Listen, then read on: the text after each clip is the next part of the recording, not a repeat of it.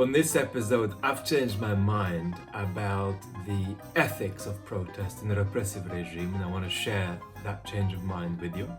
I've also discovered that Putin squeaks, and that's news to me, and maybe a couple of other conclusions from the pro-Navalny protests that occurred in, over 120 cities and towns in Russia. The ethics of protest are interesting. This doesn't personally involve me because I haven't lived in Russia since the 1980s. I'm not a Russian citizen, and I don't feel torn about this. But some Russians who are outside of the country do feel torn about it. So what am I talking about? I'm talking about a really important ethical question, which is, can you tell people in your home country to go out, protest, risk their necks when you aren't going, and in fact when you are overseas? Now, the conventional sort of ethical logic here is you don't do it at all, or you don't do it too vocally. You say, look, I can't ask you to go, but if you went, obviously I'd be very happy and I would support you. And this is the message that we consistently hear from opponents of the Putin regime who are exiled, whether it's Khodorkovsky or the fantastic wine merchant Evgeny Chichvarkin. They say, yeah, streets are fine, but we can't call you out to go and make a move. You're going to have to figure that out for yourself. And I, without thinking about it too much, thought, look, this has to be right. You can't tell people to do something that there's no chance that you will do. And it's wrong. In fact, it's an essential part, in my opinion, having looked at the last couple of days of what's come out of Russia. It's an essential part of serious protest, let alone more systematic revolutionary activity. It's a really important part of serious protest that it's coordinated from overseas. Why? Well, if we take a look at what was happening in Moscow, and Moscow brought out a good number of people. The upper estimates I've heard are 40,000, it could be 20,000. We're going to know with a bit more certainty soon, but it certainly wasn't the 4,000 that the Russian government claims it was. We can comfortably multiply that by at least 5, possibly 10, but probably a bit less. Well, anyway, so a lot of people came out, not as many as in other parts of the country relative to expectation. Moscow did a little bit less well than other cities, but the Moscow crowd didn't know what they were doing. Now, of course, there is something that's a sort of ineliminable limit here, and that's that because the Russian government doesn't let you have a sanctioned protest, you can't organize a stage, you can't organize speakers. That really does require police cooperation and a little bit of facilitation from government authorities. If they don't facilitate that, if they don't allow it, you can't really do it. And I mean, even if you do manage to organize a decent sound, put up a stage, get speakers, the chances that it'll get disrupted are so overwhelmingly high that it's probably not worth bothering. And moreover, if it's not properly handled, then it's not just the police who could take it over, but various kinds of, people who shouldn't get on the stage, who have eccentric or freaky things they want to say or do. It's going to be hard to keep them out unless the whole structure is formalized a bit. So that's something we've got to just accept and take for granted. But these people were walking around Moscow. They were congregating in Pushkin Square, which is a couple of 100 yards from where I grew up. And they didn't know where they should be. They didn't know when they should move, and they didn't know what to do when they were where they were. And so that's problematic.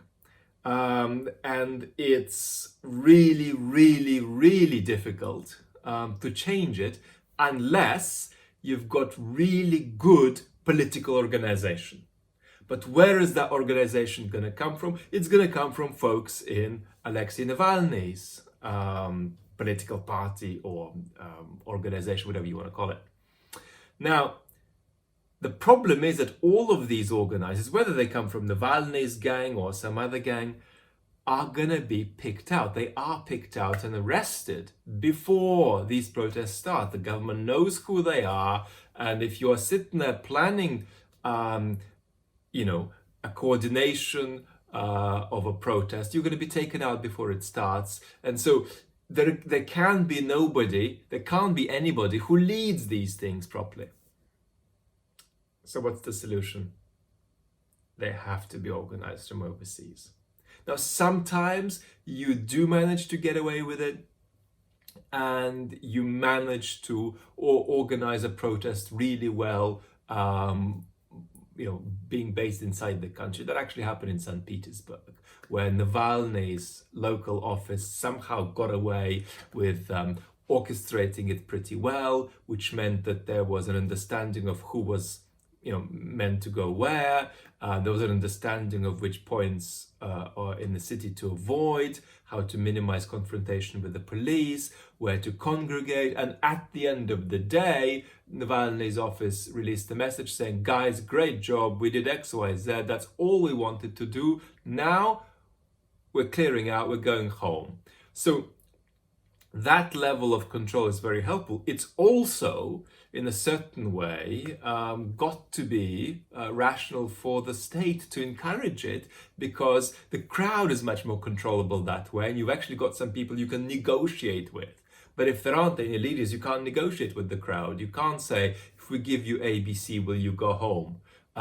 But nevertheless, the state doesn't like it. The state arrests all leaders and organizers ahead of time. So you got to do it from overseas. But what does it mean ethically?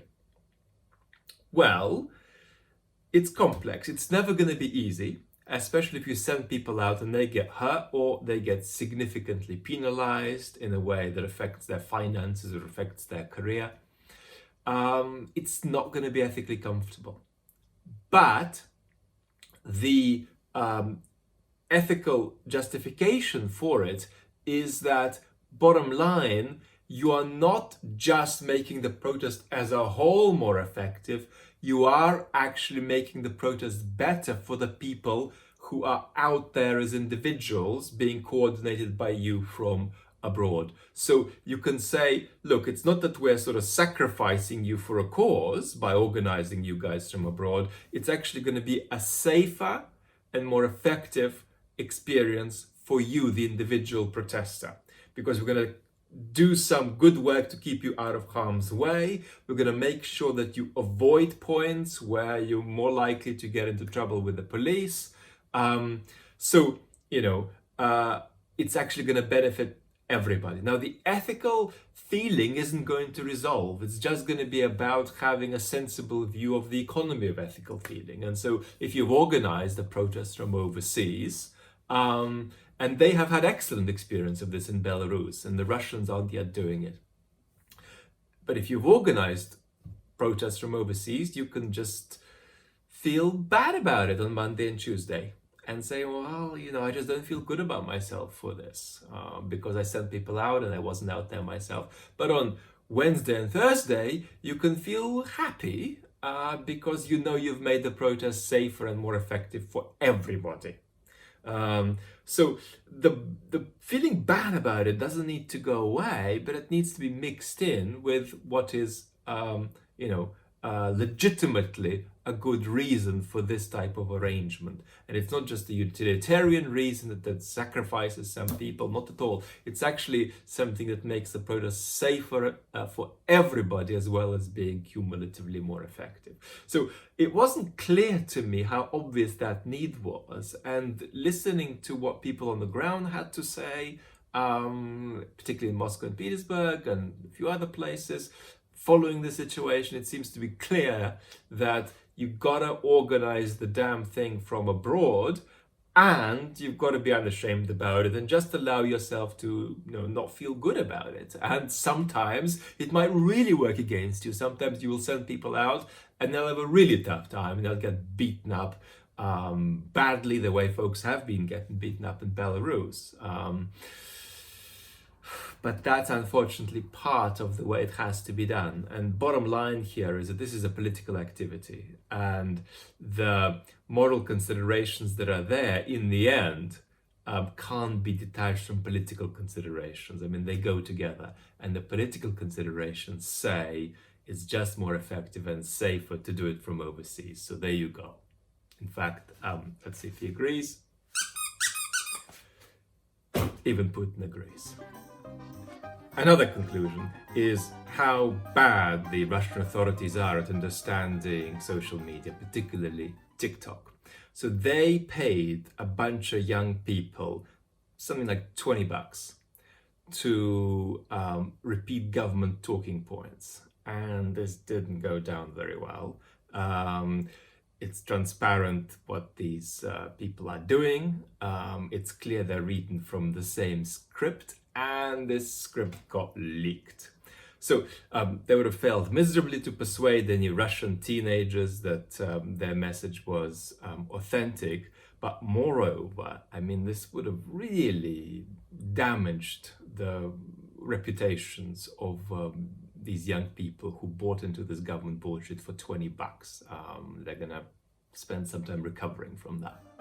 Another striking thing that was new and actually is a little different to what we've seen in Belarus is that the protesters in Russia, certainly in some cities, had real success either literally just running out of these police vans into which they were placed, or just pushing their way back to freedom.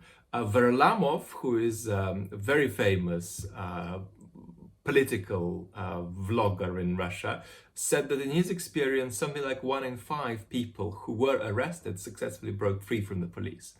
And I think a representative of Navalny's team in Petersburg said he personally counted something like 70 or 80 people breaking free, having been captured by the police. So these are new techniques. Now, we're not talking about people using violence. We're just talking about people getting away if they can get away without, lashing out or striking any law enforcement folks. If you haven't subscribed yet, consider subscribing and consider clicking the bell to be notified of our next video. It's goodbye from me and goodbye from him. Goodbye.